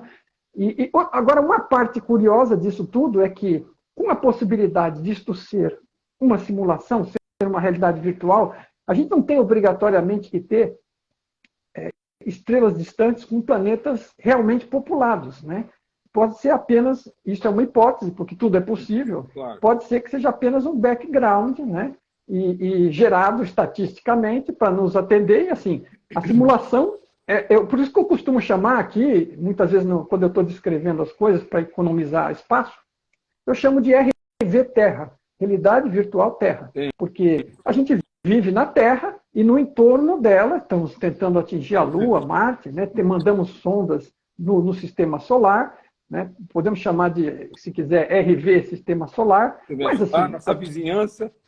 A nossa vizinhança, né? E assim, até eu chegar a fotografar, a ver Marte através de um telescópio, Marte não precisava ser renderizado, né? Nem Júpiter, nem Saturno, nem nada. A gente via o Sol, a Lua, Terra, estrelas distantes, pontos de luzes, né? Alguns imaginavam que era um anjo segurando as tochas lá no céu. Tem de tudo. Cada tempo tem a sua própria teoria, mas nada impede, né, que num primeiro momento, porque assim, eu sou meio fã, né, ou muito fã de Jornada nas Estrelas. Também sou. E sempre indo, aquela frase para mim é icônica, né, indo onde nenhum homem jamais esteve, aquela frase sobre a possibilidade da exploração. Eu sempre quis viver em um futuro, né, chegar em um futuro onde pudesse explorar, né. É uma coisa muito bacana, é uma mensagem muito positiva de uma humanidade que estuda, que avança, que vai longe. Mas, assim, se a gente imaginar... Vida longa e próspera, né? Vida longa e próspera. Mas essa questão de você encontrar outras vidas, outras inteligências, né? E trocar ideia, né? É uma coisa, assim, é muito, muito bacana. Agora, a realidade, se é do jeito que se propõe, né, ela acaba sendo muito maior, né? Porque mesmo que nada impede que existam outros planetas com consciência, né, com seres, com consciência nesta realidade, mas mesmo que não existisse, existem seres extraterrestres? Claro que existem, porque se existe consciência, existe multiverso, existe a possibilidade dessas consciências estarem em outros planetas, de outras realidades, então elas não estão neste planeta, né? Ainda que fosse idêntico, seja uma simulação partida do mesmo ponto e copiada e replicada, é outro planeta que não é o que nós estamos vivendo aqui, né? Então, com certeza existe, e tudo é consciência também. É outra coisa mágica, né? A consciência, ela habita qualquer planeta que sustente a vida. Que volta ao tema também da consciência, da inteligência artificial. Mas, encerrando só para deixar um espaço para o senhor também sobre isso, mas existe essa possibilidade de termos outros planetas, ou de não termos outros planetas nesta realidade, mas termos em outras, né? Claro. Se você comparar isso com sei lá, com um computador, vamos dizer assim, você o que está dentro do disco lá do computador, naquelas trilhas, seria cada uma dessas coisas seria como se fossem mundos paralelos, dimensões paralelas. Sim, sim. E o que é dimensão, então, nesse ponto de vista? Dimensão, nesse ponto de vista, é uma subdivisão da mente de Deus, ok? Isso. Da mente da fonte, onde ela separa roda a outra simulação. Isso. E é onde as consciências estão habitando, experimentando lá, estão experimentando uma realidade diferente da nossa. Okay? Se eu me desenvolvo como consciência, ou se eu, vamos dizer, supondo que eu me desligue daqui do personagem, porque um dia eu morri, isso um dia vai acontecer, não tenho a menor pressa, mas um dia vai acontecer, eu, como consciência, posso estar observando este multiverso de fora e, eventualmente, indo experimentar alguma outra coisa que me impede. O que é que realmente impossibilitaria isso? Né? Agora, uma pergunta que fica disso tudo é o seguinte, o problema do livre-arbítrio e o problema de uma situação como a que nós estamos vivendo hoje, num mundo que tem 8 bilhões de habitantes, que 1 bilhão está morrendo de fome, um outro bilhão está vivendo a nível de pobreza, com menos de $2 por dia. Aí você fica assim, mas então essa consciência não tem compaixão, porra? Essa fonte está gerando essa mortandade toda nesse planeta aqui, porra. Guerra para todo lado, assim como o outro faz guerra, porra. Mas primeiro, a consciência ela é fundamental, ela não está obrigando ninguém a nada. É que a gente monta a situação e depois fica esperando um salvador, né? E o salvador não vai vir. Ele vem no sentido de pessoas que dão exemplo, que ensinam, e a gente se aprende, aproveita e se transforma internamente. A gente, à medida que cresce na direção do amor, a gente devia cuidar de resolver isso. Claro. O problema é que existe uma massa hoje... O livre-arbítrio existe. Sim, né? Sim. Agora, não quer dizer que está sendo usado, hein? Não quer dizer que está sendo usado. Claro, existe nesse sentido, a gente está fazendo más escolhas, às vezes no automatismo, né? Seguindo aí as ordens da mídia, ou o que seja, né? do fulano e do beltrano. E, assim, a gente não está usando o livre-arbítrio, não está percebendo a liberdade que tem e o que é que realmente somos e sobre o que isso aqui é. Enquanto houver pessoas que estiverem achando que isso aqui é sobre acumular dinheiro para quando morrer deixar tudo para trás, porque essa realidade nem real claro. O dinheiro nem realmente existe, é um conceito, é a mesma coisa que você entrar num videogame. Né? Dentro do computador, né? Não, já imaginou? Hoje se eu fosse. Informação dentro do computador. Rapaz, é como se eu fosse... no videogame, tudo é possível. Vai lá e o cara mata o outro para pegar a arma dele, ou para pegar o dinheiro do cara, para pegar os pontos. Qualquer coisa vale, né? Agora, o videogame tem regras criadas pelas nossas cabecinhas, né? Agora, isto aqui, o que nós estamos fazendo? Nós estamos vendo essa tristeza que era para desenvolver compaixão, né? Ver tristeza é uma oportunidade de desenvolver compaixão. Mas não dá para reclamar de ninguém, para pôr a culpa em ninguém. Este mundo aqui nasceu, ele era virgem, ele não tinha nem vida, ele passou a ter vida, a vida evoluiu, a vida cresceu, e nós fomos adquirindo a possibilidade de pensar, de usar esta ferramenta, desenvolver ciência e de desenvolver valores, de crescer como seres. E não crescemos à altura dos equipamentos que desenvolvemos, estamos maltratando os nossos próprios irmãos, os seres humanos, que são, no fundo, consciência, destruindo, eventualmente, o planeta. Né? Assim, como consciência... Nós estamos usando, de uma forma errada, a nossa inteligência.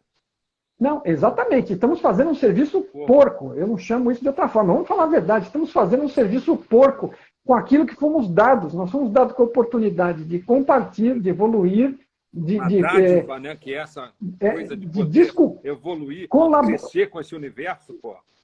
E colaborar. A gente fica... Como é que a vida do planeta chegou onde chegou? Tudo... Uma coisa depende da outra. Aquelas redes intrincadas biológicas, onde a decomposição de um vira o alimento do outro, tudo intrincado e funcionando num modo colaborativo, né? E a gente aqui... com essa cabeça... Com a cabeça, com o potencial que tem, e usando, eu costumo chamar de usando o cérebro aí na banguela, não está usando nem a razão, nem a intuição, e muito menos o amor. Né? Agora, infelizmente, né, a gente causa a dor e o sofrimento, e a gente enxerga a dor e o sofrimento, e espera-se que aprenda. Agora, se não aprende, aquilo tende a continuar acontecendo, porque eu vou continuar repetindo os erros. Aprende, porque se você for ver a história da humanidade, 5, 6, 8 mil anos que a gente só mata.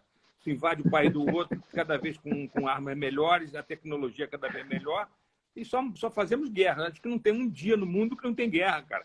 Então, acho que a nossa espécie é uma espécie inviável. Nós vamos nos destruir. Olha, eu vejo assim, neste momento, assim, veja, nós estamos num ciclo negativo. Eu concordo com você que a minha sensação é de um ciclo negativo. Eu acho que às vezes é por ciclos, né? Dá avanços e retrocessos, Agora, vamos falar a verdade, né? Qual era a expectativa de vida que qualquer um de nós teria na época das cavernas? Se chegássemos a 30 anos, já faríamos parte dos raríssimos idosos da época das cavernas, ok? A chance de morrer rapidamente como criança, como bebê, como jovem, né? No meio de tudo aquilo, e nem... Não só por causa dos animais ao redor perigosos, mas por causa das próprias outras tribos e em competição, tudo. Veja, eu acho assim que houve evolução, né? É que hoje também tem uma tendência de assim, a massa não é divulgada das notícias positivas sobre o que as pessoas estão fazendo de positivo. Só fala das coisas ruins, né? Exatamente, é só coisa ruim. Agora, o fato da gente ter contato com a coisa ruim, porque é na interação que a gente vai adquirir alguma chance de se tornar mais compassivos, mais amorosos. Sim. Não vai ser... Claro. Infelizmente, é vendo o sofrimento. Que nem agora. Por exemplo, nós estamos com guerra, os caras se matando, e de repente acontece um terremoto e morrem 30 mil pessoas. Isso gera um ambiente, né? É porque assim, aquelas pessoas não estavam em guerra, estavam lá vivendo a vida delas e do dia para a noite estão soterradas lá.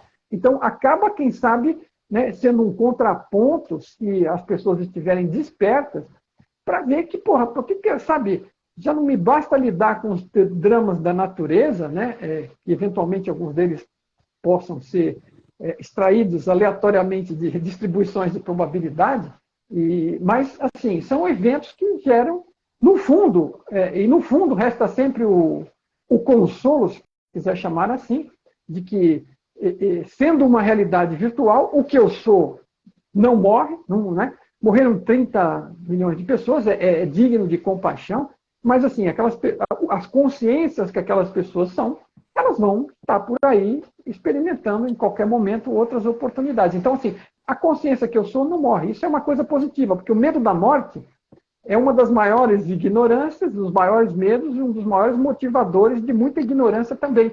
Mas, assim, se a gente puder ir perdendo os medos, começando por esse, talvez as coisas... Você entender, né, que tudo é informação, você entende que não há morte. Exatamente.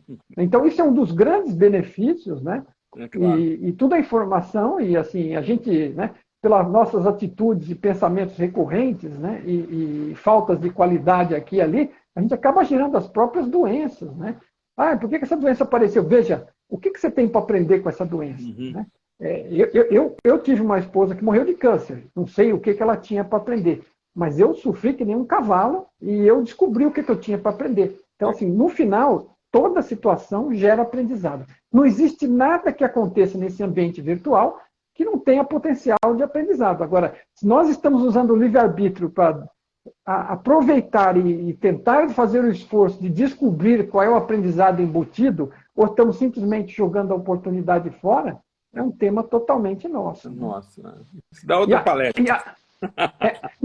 Assim, a livre escolha, né, ela existe assim, daquilo que está disponível, eu percebo o que eu dou conta de perceber, não percebo tudo, meus filtros e minha ignorância não me permite perceber algumas coisas, eu escolho entre o que está disponível. Agora, uma grande diferença é que, assim, tem pessoas que pensam que livre-arbítrio é você obter um resultado para você que você deseja.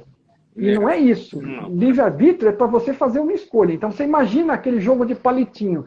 Eu tenho vários palitinhos na mão, vários inteiros, e um quebrado, mas eu não vejo porque está lá escondido. E eu estou aqui, não escolhi nenhum. Tá? Então, eu posso escolher qualquer coisa. A escolha é livre. Aí eu pego a cabeça de um palito e puxo. Ok? Eu fiz a minha escolha. Na hora que eu puxei, a escolha está feita, mas a consequência eu não sei. Quando eu olhar, eu vou descobrir se ele está inteiro ou não. Okay? Então, a consequência é parte do processo.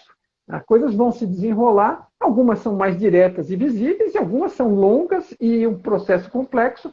Outras não dependem só da gente, é uma interação. Se eu escolho me casar com alguém, a vida que nós vamos ter juntos vai depender dos dois, não depende de um só, eventualmente depende dos filhos que a gente colocar na jogada, depende dos parentes, né? Então, assim, o processo é complexo, a escolha é simples.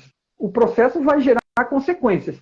E a gente vai poder aprender do processo e das consequências. E quem sabe, de uma forma mais iluminada, fazer escolhas melhores dali para frente. É isso aí, Rafa. É isso aí. O tempo, ainda temos tempo, já acabou.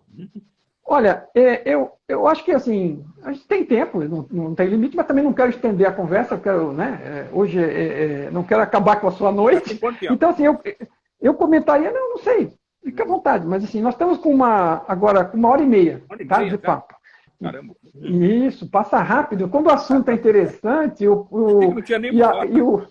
e o companheiro é um bom papo, né, como é o caso que eu estou tendo o benefício de conversar com a senhora aqui, é isso. Agora, eu queria comentar uma coisa sobre, a gente acabou não falando quase sobre a inteligência artificial, sim, nesse aspecto, e assim, eu queria comentar que a gente está chamando de inteligência, mas na verdade a preocupação é se isso vai ficar consciente ou não, ok? E as pessoas ficam preocupadas de duas formas, porque elas acham que nós estamos criando consciência. Mas só existe uma consciência, só existe uma fonte de consciência, e todos nós somos parte dela. E tudo que a gente criar aqui, nada é artificial, tudo é natural, no sentido de que faz parte da consciência, ok? Claro. Essa é a minha forma de ver isso um pouco. Agora, é claro que, se eu quiser ser estrito, eu estou diferenciando como artificial aquilo que não veio da natureza diretamente, mas que foi criado pela mão do homem, a possibilidade. Agora, a possibilidade de uma consciência pilotar um ser artificial criado pelo homem, ela é uma possibilidade artificial, se quiser chamar, porque foi o homem que criou, mas se um dia aparecer uma consciência lá dentro, né, ela tomar consciência de si mesma, só existe uma fonte de consciência, é a mesma da qual a nossa vem. Claro. Okay? Agora, não quer dizer que ela não seja diferente, porque a nossa consciência vem se desenvolvendo através de avatares biológicos há muito tempo, experimentando vários avatares, já tem um histórico, já tem um crescimento, né? E supondo que aquela consciência que habite lá comece zerada, ela vai ter um ciclo de aprendizado, ainda que a inteligência seja muito rápida, né? Mas os valores não se desenvolvem com inteligência, os valores se desenvolvem com experiência. Claro. Né? Então, existe um risco de... Né? Se for uma consciência velha, experimentada, que resolvia habitar lá, ela vai ser uma consciência mais consciente, ou não. Claro. Né? E aí este vai... Agora, o Tom costuma... Eu citei aqui uma coisa, que eu listei aqui para não esquecer, quais são os 4 pontos que ele acredita, e eu queria falar para o senhor e ver o que o senhor acha do assunto. Os pontos básicos para que uma consciência se manifeste, e ele considera que consciente, todo ser vivo, em especial os animais, mas tem algum grau de consciência porque demonstra um grau desses 4 pontos que ele destaca. Um deles é percepção de si mesmo. Então, praticamente todo ser vivo, ainda que não tenha talvez o mesmo tipo de raciocínio, penso logo existo, mas ele tem alguma percepção de si mesmo, tem, né, instinto de sobrevivência, né? Então, todas essas coisas. Então, tem autoconsciência é um ponto. Então, algum grau de percepção de si mesmo. Potencial evolucionário, ou seja, tem escolhas, tem uma probabilidade, uma possibilidade de escolhas a fazer que vai poder levar a aprendizado. Né? Então, se ele não tiver escolha nenhuma, tiver um programa rígido que não permita nenhuma possibilidade dele escolher e cometer erros e acertos e aprender com isso, ele não há interesse. Exatamente, a consciência não terá interesse em experimentar um ser mecânico. Para que ela vai lá? Não vai. Vai numa abelha, né? Certo? Vai num camarão, né? Não precisa ir num... Mas acredito que a gente vai chegar a ter graus assim. Não adianta criar uma inteligência artificial e não dar um grau de liberdade onde ela possa aprender alguma coisa. Se for rígido, ela não aprende. Claro. Então, tem esse potencial evolucionário. Então, é autoconsciência, potencial de evoluir, e a existência de possíveis estados futuros alternativas, né, potencial evolucionário, e a habilidade de automodificar, ou seja, se aprende alguma coisa, tem memória, extrai conclusões, tem algum grau de inteligência, modifica e aprende a partir daquilo. E o 4º ponto é a inteligência, né? Capacidade de processar e armazenar informação para fazer essas atividades. Então, esses são os 4 pontos que ele acredita, da experiência dele, em explorar a consciência, que são básicos para ver interesse da consciência em experimentar, habitar um avatar. Então, se estamos criando um avatar, nada impede que a consciência um dia o habite, e ele faz uma previsão lá dele também. Ele fez... Acho que o livro ele escreveu em 2003, ele estava falando em algumas décadas, 2, 3 décadas para frente, né?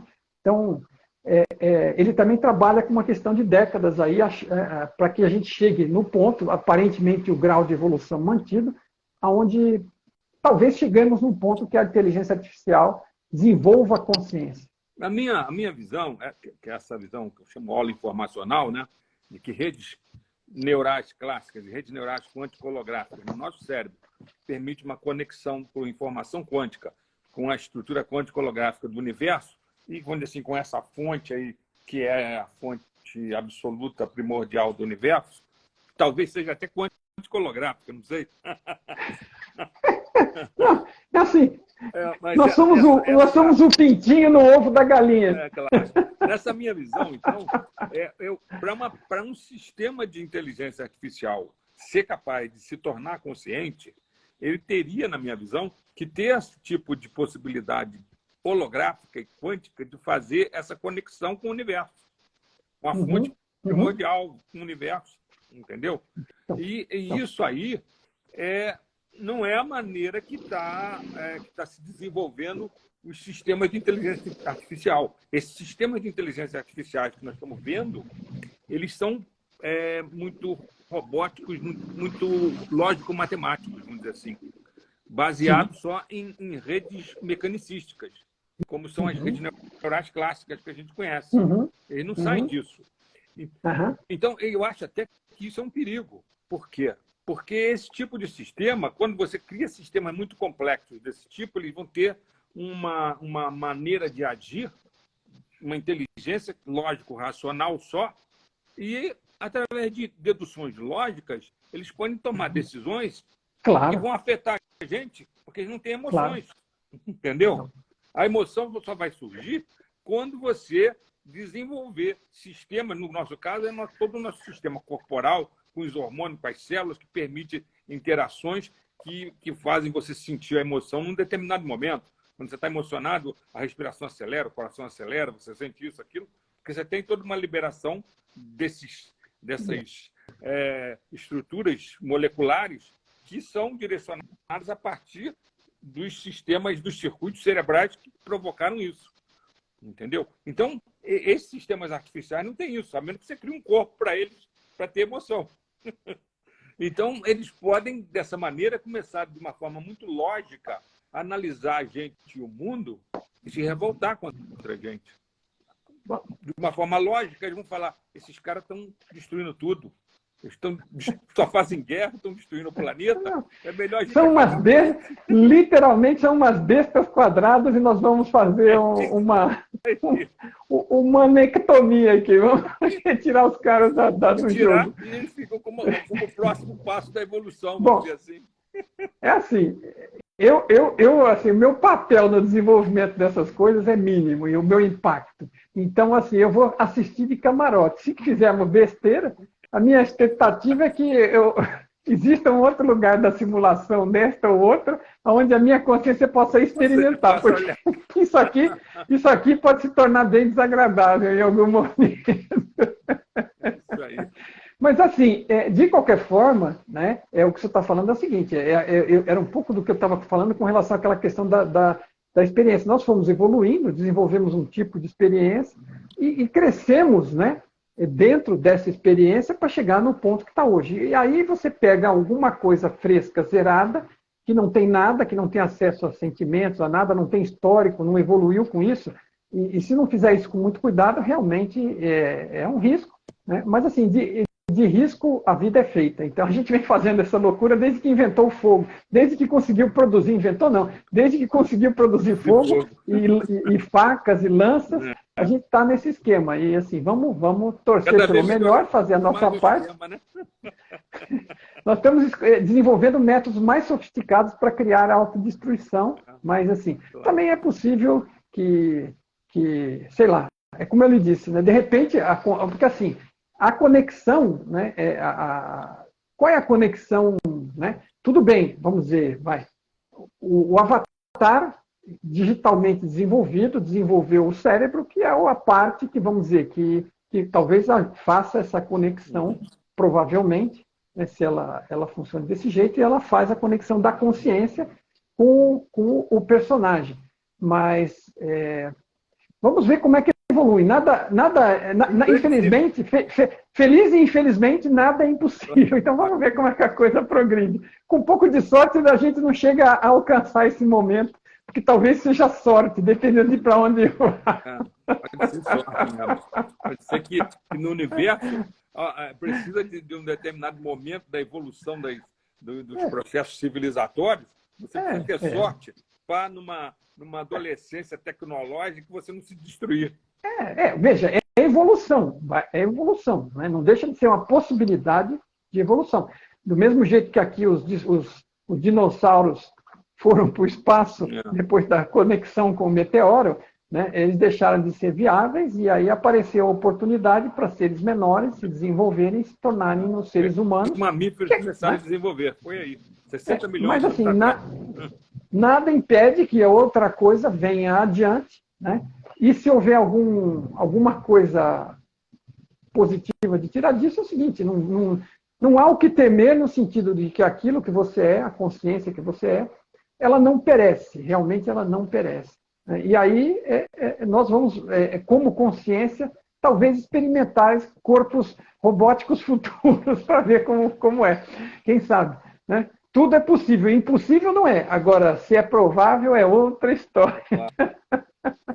Agora, então, de qualquer forma, acho que a gente...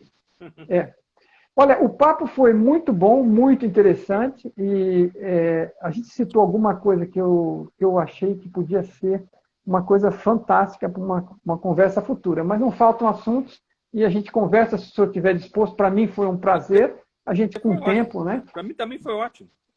Então tá bom. É muito bom a gente poder divulgar tudo isso, conversar sobre isso, porque a maior parte das pessoas não conversa sobre esses assuntos.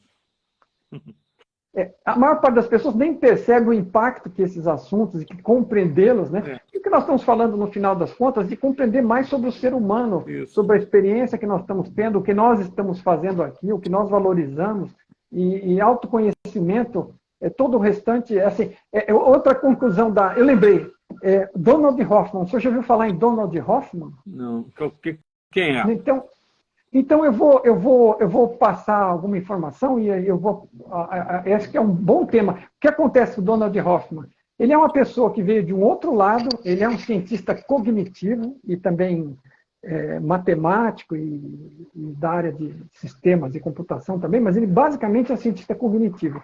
E ele, com a equipe dele na universidade, que eu não vou lembrar agora o nome dela, mas fizeram um estudo muito grande e chegaram à conclusão, e é uma conclusão formal, inclusive ele tem um teorema matemático mostrando que a evolução, ela não evoluiu o ser vivo e o ser humano, inclusive, para ver realidade, né?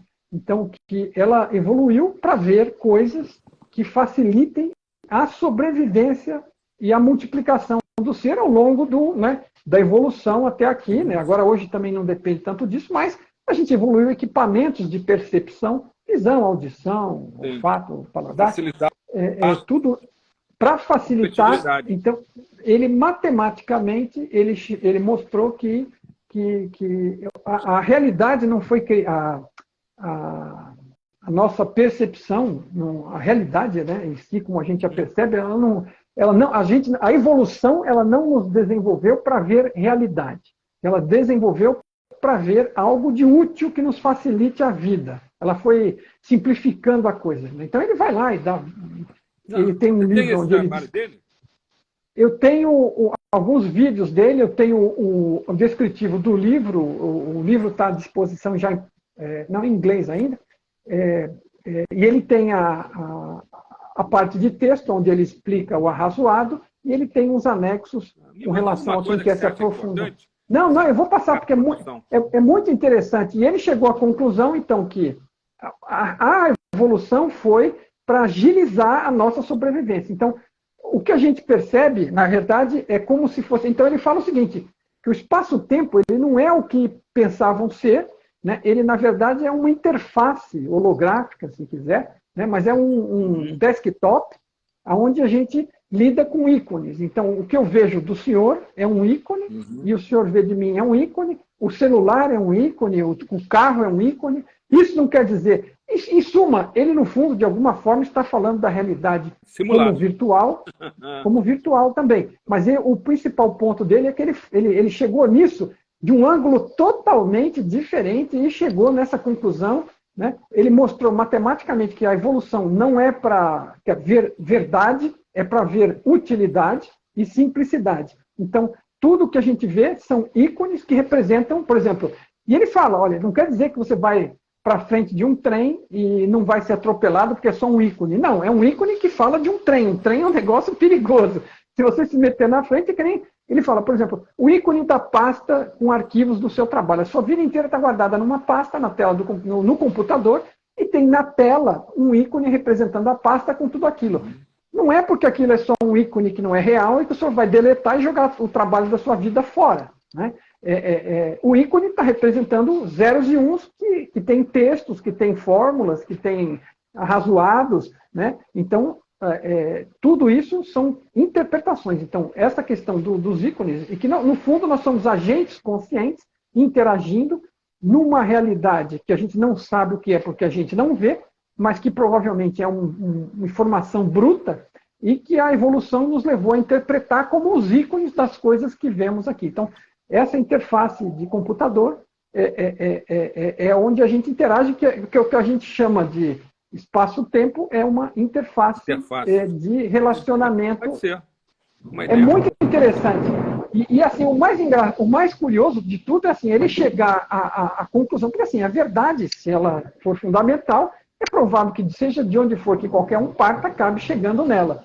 E nesse caso, ele partiu estudando percepção, né, e evolução. E foi chegando a uma conclusão assim, totalmente coincidente com relação à consciência ser fundamental. Que no final, nós somos agentes conscientes, que é o nome que ele dá, e ele explica em mais detalhe, não é o caso aqui. Mas assim, talvez seja um papo interessante, porque está totalmente relacionado com... Eu passo alguma coisa para o senhor, para dar uma olhada e ver, mas acho que será até interessante também, porque... uma nova live falando disso. Isso. Assim, ou isso e qualquer outro assunto interessante que se for livre-arbítrio, é um assunto que não acaba mais também. Isso. Tá bom? Tá bom. Muito obrigado pela sua participação, pela sua disponibilidade, gratidão. Foi um prazer falar com o senhor aqui e ficamos aí abertos para novos papos aí. Okay. Que sejam úteis para as pessoas e que sejam interessantes também para nós, não é? Porque é muito gostoso falar dessas coisas. Vida longa e próspera. Vida longa e próspera. Boa. Nos vemos por aí. Um abraço. Tudo de bom. Obrigado a todos que participaram aqui. Muito, muito obrigado pela participação também. Eu vou compartilhar o link aqui, salvar, e deixo à disposição para o senhor compartilhar no seu canal também, aceitando lá. Tá bom? Tá bom. Valeu. Muito obrigado, professor Di Biase.